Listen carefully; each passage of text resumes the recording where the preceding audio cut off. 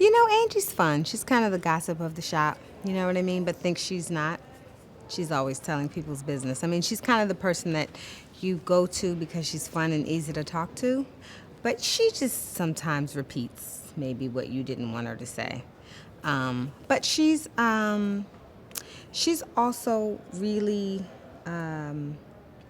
level-headed.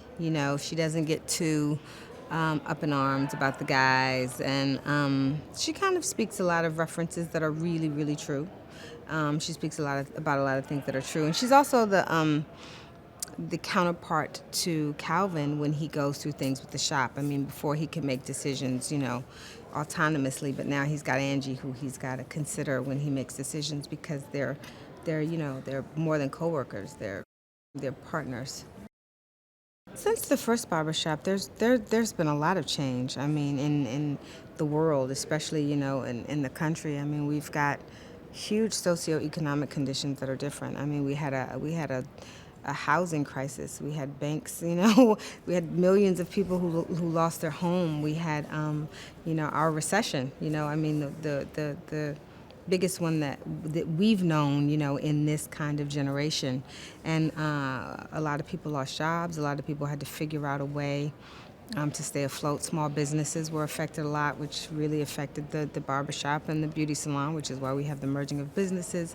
We have a Democrat, an African American Democrat in office now, 2 terms. There's been a lot of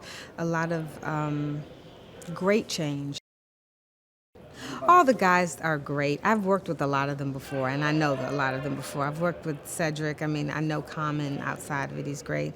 It's my first time actually meeting Dion, and he's just been wonderful. And all the guys. I mean, Cube I've worked with before. He's wonderful. I mean, they're great. They're great. No one's been.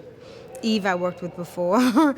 So no one has been, everyone's been extremely inclusive and warm and just really, I think we want as a cast to feel like what we want the barbershop to feel like. I mean, and I think if we're kind of disjointed in real life, that energy shows. So, we kind of try to laugh together so that when we're working, it doesn't feel forced, that we kind of have a natural just way with each other, a natural familiarity. So it's been really nice.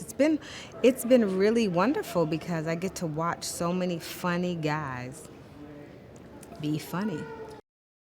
Eddie is that outspoken older uncle that you kind of can't tell him what to say or not say. You know what I mean? They don't know what's politically correct to say or not say. And I do think obviously there's humor, and I think obviously there's friendship. So that in that setting, like I said, whether you agree or disagree, you know that the intention of it is never bad. There's someone that's going to make you laugh.